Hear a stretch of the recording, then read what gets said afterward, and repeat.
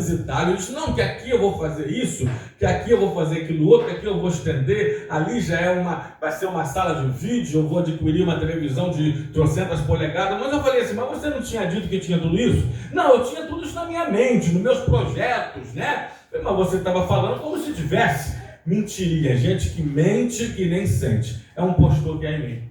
O senhor, para terminar, lá na Nova Grécia, onde eu era jovem, antes de casar, que ele era pedreiro. Ó, grava aqui com todo o respeito aos pedreiros, porque antigamente mamãe e papai falavam assim, trabalha para você não ser pedreiro. Hoje os pais falam assim, trabalha para você conseguir pagar o pedreiro. Verdade ou mentira? Então, ó, com todo o respeito, mas ele era pedreiro e tinha vergonha de ser. Então ele saía, eu sei, eu vi, ninguém me contou, essas 3 histórias, tá?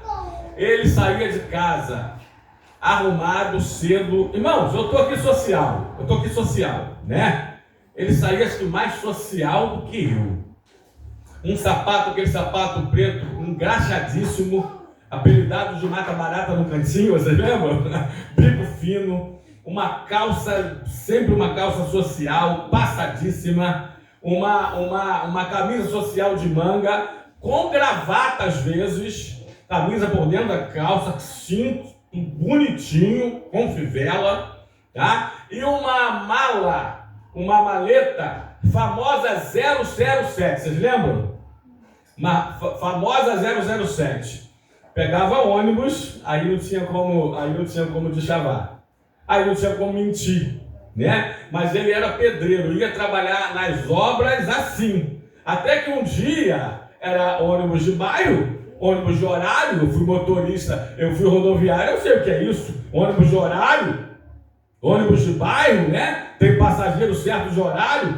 E um dia o ônibus deu uma freada, ele em pé, a maleta dele caiu. Quando a maleta 007 caiu, essa eu não estava, contaram, tá? Dentro do ônibus. Caiu marmita para um lado, o ovo frito, o ovo frito para o outro, uma colher de pedreiro, 1 metro, né? Porque ele vivia um impostor que havia nele. Era tão simples, irmãos, ele ser o que é. Olha, eu sou pedreiro com muito orgulho, amém, e muito obrigado, amém, irmãos? Mas não, tentava ser o que não era. Conheço vários. Quer ver aonde você vê mais? Isso aí os psicólogos são praticamente unânimes em dizer. Mas quer ver o que você mais vê? O impostor que é em mim? Nas redes sociais. Nas redes sociais, as pessoas postam, eu já vi, vamos lá, vou repetir, já atendi centenas e centenas e centenas e centenas de pessoas em anos e anos. Já falei com a Tânia, aqui Tânia, ó, casalzinho lindo, né? O amor é lindo. Aí como é que termina a frase mesmo? O que mata é a falsidade. Eu e Tânia, mais do que ninguém, sabemos que é um pega-pá-capá, é um brigueiro em processo de separação. Ih, irmão, vou parar, porque tanta coisa e postam o que não é. O impostor que é em mim. Impostor. Pastor, mas eu tenho que comer um ovo frito na segunda, na terça-feira da semana e eu postar que estou comendo ovo frito, é pecado. Eu ir no restaurante e postar lá a lagostinha gratinada que eu estou comendo com camarão e caviar. Não, ninguém está falando isso. Agora, você mentir e viver disso, você é impostor que é em você. Agora, deixa eu falar algo que eu falei de um pastor que falou desse livro do padre. Que ele fala assim, muito interessante, eu tinha um impostor em mim, mas esse impostor em mim, ele teve que morrer quando aceitei Jesus Cristo, porque Jesus Cristo morreu a minha morte, e a morte desse eu mentiroso, desse eu mundano, desse eu viciado, desse eu que vivo que na verdade eu não sou. Agora, pelo incrível que pareça, esses 3 casos, essas 3 histórias que eu contei, os 3 eram cristãos. São cristãos, inclusive um pastor. Então, o que eu quero dizer, infelizmente, que tem muita gente dentro da igreja que o impostor não foi morto com a morte de Jesus. Que o impostor não morreu, quem sabe, com a sua conversão, ou não houve uma genuína ou verdadeira conversão. Porque se houver, se de fato houve uma verdadeira conversão, esse falso eu tem que morrer. Esse impostor que há em mim tem que morrer. Esse mentiroso que há em mim tem que morrer. Com certeza ele tem que morrer. Segunda visão do cego foi a visão dele mesmo. Foi a visão dele mesmo. Poderia falar muito mais disso, tá? Poderia falar muito mais disso, vocês sabem. Mas é só para dar, não o peixe, mas o cariço e o anzol, e a isca, para você pescar. Terceira visão do cego Bartimeu foi a visão que ele teve da oração. Diz lá no texto que ele pôs-se a clamar. Ele era cego, mas ele não era surdo, ouvindo que era Jesus. Ele pôs-se a clamar: Jesus, filho de Davi, tem compaixão de mim. Deixa eu vos dizer, amados, que ele não apenas suplicou, ele não sussurrou. Jesus lê pensamento? Não, Tânia, Jesus não lê pensamento, não? Você falou que não. Ele não. Ai, meu Deus do céu. Ele não. O jogo da seleção, tô falando, mexeu com mais uma. Mexeu com mais um, viu? Foi bom ter acabado mesmo. Amém. Ó, terminou o bacharel em teologia agora. Última segunda-feira. Ela terminou o bacharel em teologia. Jesus lê pensamento? Não. Ai, meu Deus, vocês gostam, né? Dá um desconto que ela tá triste. Dá um desconto. Ela sabe. O nome dela foi assim, sim. O sim. Igual o Maitê, né? Igual o Chaves, é isso? Ai, meu Deus. Ele clamou. O que quer dizer clamar? O que quer dizer clamar? Ele gritou por socorro. Ele teve a visão da oração. Ele falou: a hora é de eu clamar. A oração tem grito por socorro. A oração tem petição. A oração tem ações de graças. Aliás, quais 5 partes da oração? Adoração, gratidão, confissão, petição e intercessão. Mas na petição, ele clamou. Ele gritou por socorro.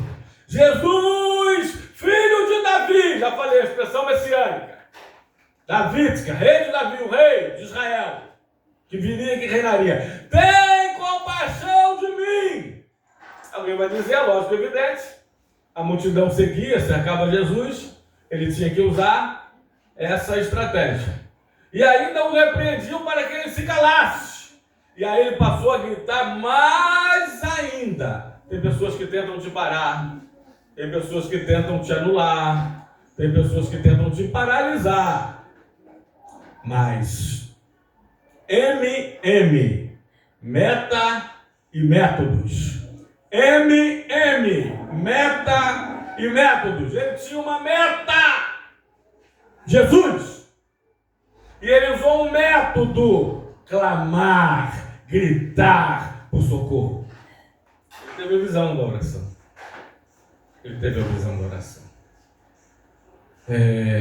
E nós precisamos ter visão de oração, uma vida de oração. Meu Deus do céu. Como eu e o pastor Marinho, irmãos, que não faltamos um trabalho de oração, e por isso a gente pode chamar vocês para vir. Nós almejamos, nós desejamos, nós sonhamos.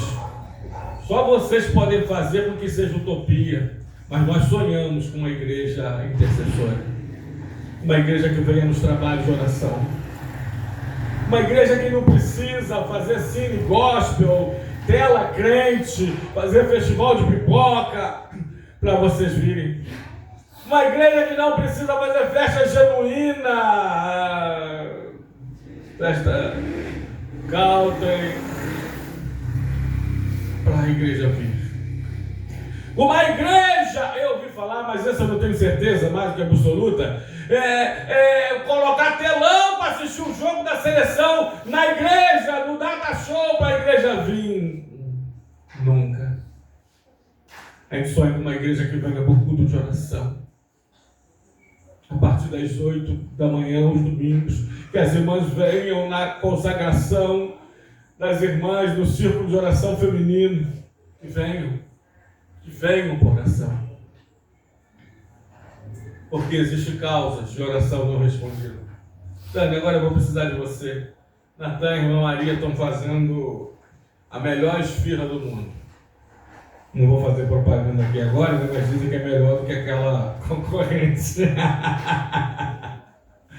Então, vão me ajudar. Causas de oração não respondida. Primeira, egoísmo. Tiago 4, Tânia, 2 e 3. Não tendes porque não pedis, pedis e pedis mal para esbanjardes os vossos prazeres. Começa assim, pedis e não recebereis. Causa de oração não respondida, porque pedis mal para esbanjardes os vossos prazeres. Primeira causa de oração não respondida é egoísmo. É o crente me dá. É o crente filho de cego. Ele só sabe pedir. Ele só quer para ele.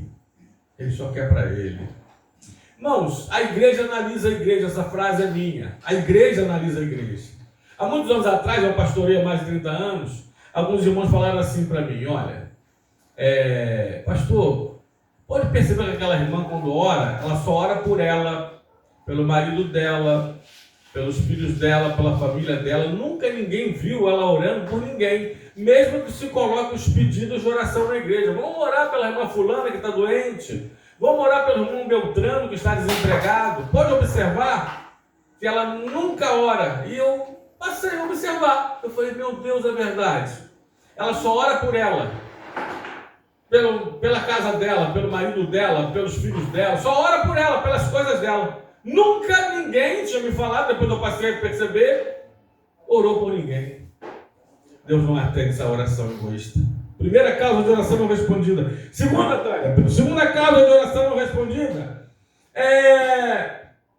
e eu vou pular algumas aqui, é negligência ao próximo. Negligência ao próximo. Provérbios 21, 13. Aquele que nega o clamor do pobre, o que tapa ouvido ao clamor do pobre, também clamará, e o Senhor não ouvirá. Eita, cuidado, hein? Cuidado. Negligência ao pobre, ao necessitado. Eu não estou falando ao oportunista não, tá? Eu não estou falando ao oportunista. Eu não estou falando ao que trabalha na máfia da petição, na indústria da petição. Não, é diferente. Aqui diz ao pobre, realmente ao necessitado. Tá? Outra causa de oração não respondida, amados, é dúvida na palavra de Deus. Tiago 1, 6 e 7, é dúvida na palavra de Deus. Das pessoas, elas não receberão também. Peça, porém, com fé, em nada duvidando, pois o que duvida é semelhante à onda do mar, impelida e agitada pelo vento. Não suponha que tal homem receberá alguma coisa do Senhor. Se você vai para oração e tem dúvida no coração, é melhor você nem orar, porque Deus não trabalha onde há dúvida. Deus só trabalha onde há fé.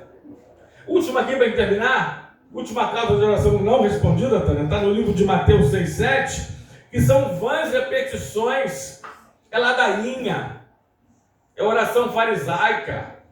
Diz o Senhor: e orando não useis de vãs repetições como os gentios, que presumem que pelo seu muito falar serão ouvidos. Não serão ouvidos, não serão respondidos.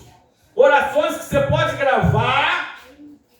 Aí você está no corre, quem não está no corre, né? Todo dia na correria. Aí você levanta, vai preparar café, aí aperta o play e fala: Senhor, escuta a minha oração. E quer mesma de todo dia, já está gravada. Enquanto eu vou adiantar aqui minha vida. Vãs repetições, ladainha, rezas. O Senhor não ouve.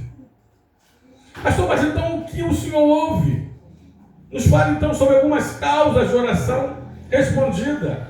Bom, a primeira causa, Natânia, a primeira condição de oração respondida é a fé. Marcos 11, 24. Marcos 11, 24. É fé. E orando, por isso vos digo que tudo quando pedides em oração, crede que recebeste. E será assim. Viva pós-oração de acordo com a resposta da tua oração. Eita, vou repetir. Essa frase é do saudoso pastor Paul David Yongchu. Viva pós-oração de acordo com a resposta da tua oração. Você crê que já recebeu? Essa é uma condição de oração respondida. Quer ver outra que muitos não sabem? Tânia, Salmo 91, versículo 14 e 15. A outra condição de oração respondida é amor. É amor. Diz assim a palavra do Senhor: porque a mim se apegou com amor, eu o livrarei, porei a salvo porque conhece o meu nome, ele me invocará e eu lhe responderei, na sua angústia eu estarei com ele, livrá-lo-ei e o glorificarei, porque a mim se apegou com amor, me invocará e eu lhe responderei. Deus não responde orações de pessoas que não amam, de pessoas que só amam a si mesmas, amantes de si mesmas, conforme diz Paulo em Timóteo capítulo 3, nos últimos dias os homens serão amantes de si mesmos, narcisistas, egoístas. Não, Deus responde a oração de quem ama, de quem é altruísta, de quem intercede, de quem pede pelos outros, de quem glorifica, de quem agradece, de quem confessa seu estado. Terceira causa de oração respondida é a obediência. 1 de João, capítulo 3, versículo 22, é a obediência. Porque aonde a obediência vai, como é que termina a frase? Bênção vai atrás. Aonde a obediência vai, bênção vai atrás. A gente entra na creche, a gente entra na escola, né? A gente aprende o A, B, C, D. A gente entra na igreja, a gente aprende o quê? O obedecer. Obedecer é melhor do que sacrificar. Aí diz o texto: e aquilo que pedimos dele recebemos. Por quê?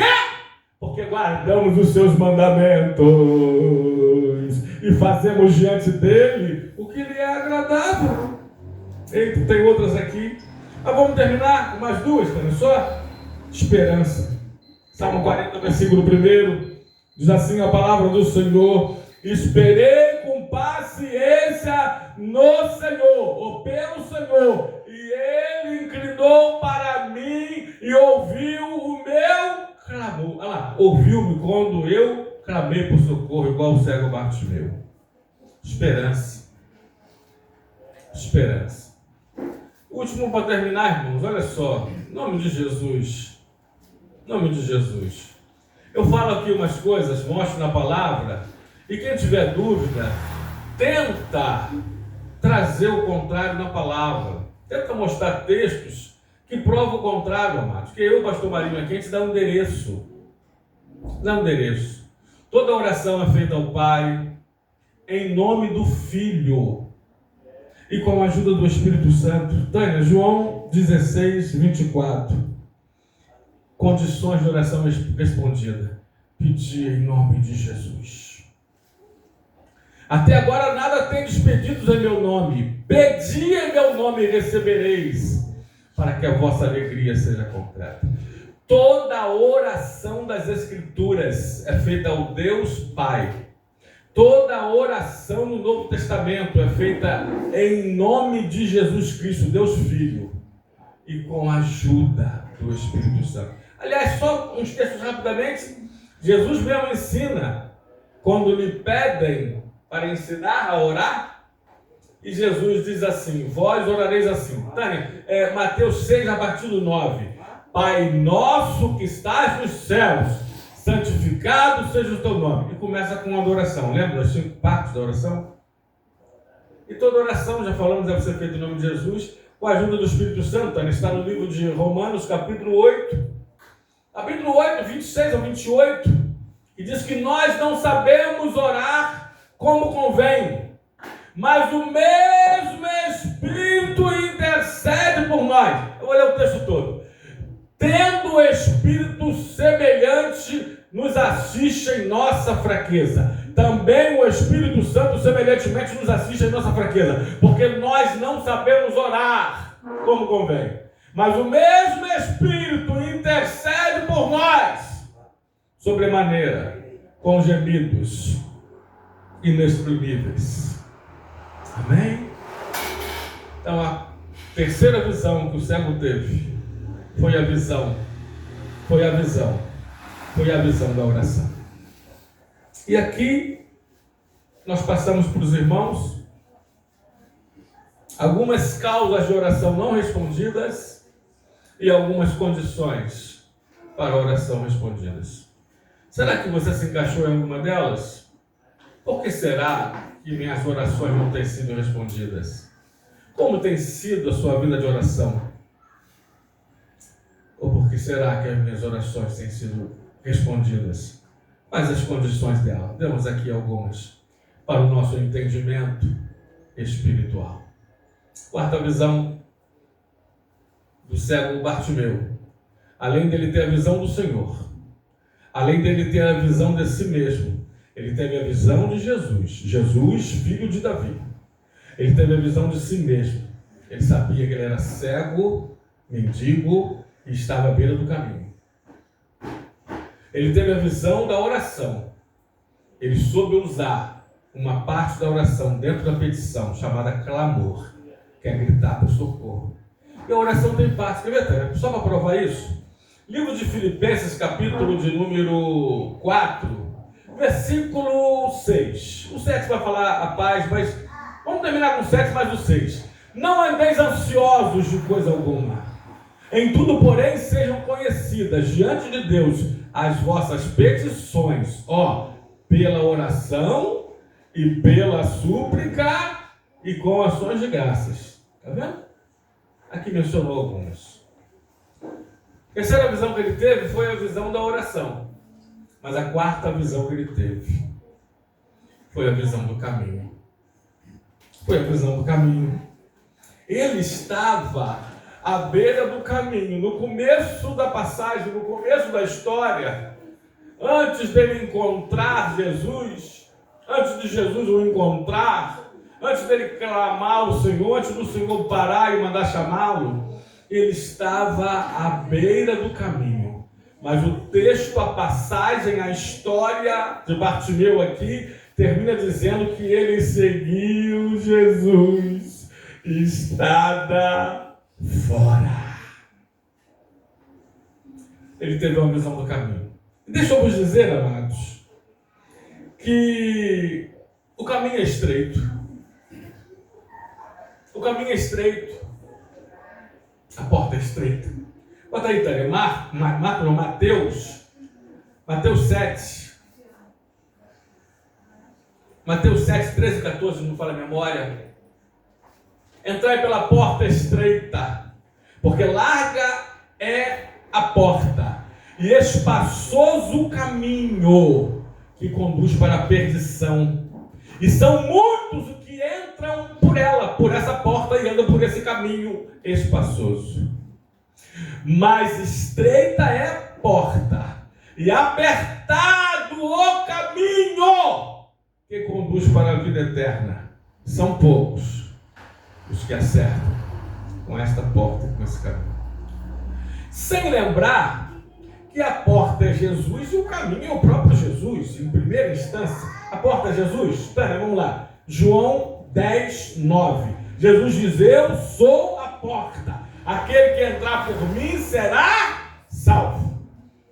E o caminho também é Jesus. Livro de João, capítulo 14, versículo 6. Eu sou o caminho, a verdade e a vida. Ninguém vem. Ele não fala ninguém vai. Ele fala ninguém vem ao Pai a não ser por mim.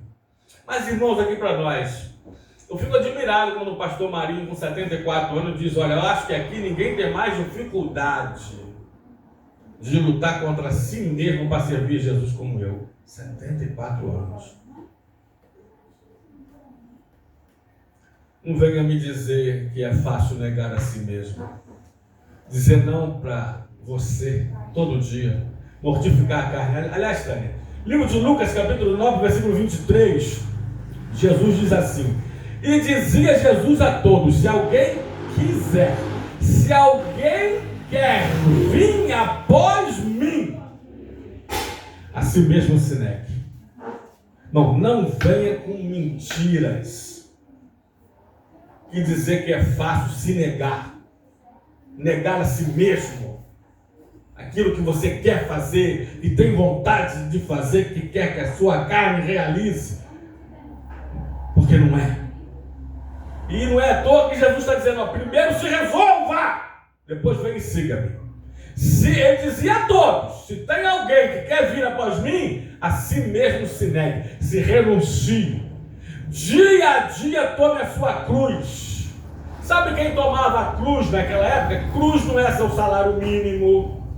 Cruz não é seu esposo alcoólatra. Cruz não é seu filho viciado. Cruz não é sua filha prostituta. Cruz não é essa doença na família. Cruz não é nada disso. Tomava a cruz daquela época quem ia para a morte.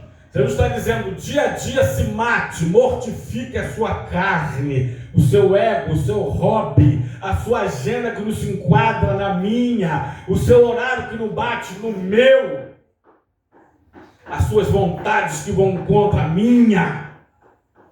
Mate, assassine, aborte isso diariamente. Dia a dia, tome a sua cruz. É só um pouquinho disso. Tem muito mais, mas só um resumo. Aí diz assim, ó, e depois siga-me. E depois siga-me. Ele teve uma visão do caminho. E o caminho é estreito, irmãos. O caminho é espinhoso, irmãos. O caminho é pedregoso. O caminho é difícil. O caminho é árduo. Eu vi uma frase que eu nunca esqueci. Aliás, li nesse livro 7.000 pensamentos. Quando Deus nos leva por caminhos espinhosos e pedregosos, Ele calça os nossos pés com sapatos adequados. Mas eu me permitirei me dar o direito de acrescentar, ou em certas ocasiões, Ele até nos carrega no colo. Ele até nos carrega no colo. Como aquele sonho que virou um poema, que virou um hino. Pegadas na areia, né, se não me falha a memória. Ele nos carrega no colo. Mas o caminho é estreito, foi ele que diz. O menino, olhando um livro ou uma revista de geografia, observou algo interessante, um menino inteligente. Viu que todos os rios eram tortuosos lá no mapa, nos mapas. Ele observou que todos os rios eram tortuosos. Ele falou assim: mamãe, eu percebi algo aqui. A senhora pode me explicar, me responder, por que todos os rios, irmãos, aí tem lá aquele azulzinho da água, né, tal, desava no mar, por que todos os rios são tortos? A criança perguntou. A mãe respondeu: meu filho, os rios são tortuosos, porque desde a sua fonte, a água, ela procura o caminho mais fácil. Sabe por que muita vida é torta? Sabe por que muitos homens não têm uma vida reta? Porque procuram o caminho mais fácil. É muito mais fácil errar do que acertar. É muito mais fácil fazer o mal do que o bem. É muito mais... Ih, dava outra mensagem. Vocês podem continuar pensando aí, vão, né, parafraseando. E por isso, muitas vidas tortas. Tem aquele corinho das crianças? Eu era um homenzinho torto, que andava num caminho torto, que morava, sei lá, que vivia uma vida torta, mas um dia um amigo E assim a Bíblia me mostrou. E tudo que era torto, Jesus endireitou. Paz. É isso, amados. É desse jeito. Vida torta. Porque procura os caminhos mais fáceis. Mais fáceis. O caminho é difícil, não venha me dizer, muito menos para o pastor Marinho que não é, porque é. A não ser que você viva uma difícil vida fácil. Mas quem vive uma difícil vida fácil, a gente sabe quem é, né? De difícil vida fácil.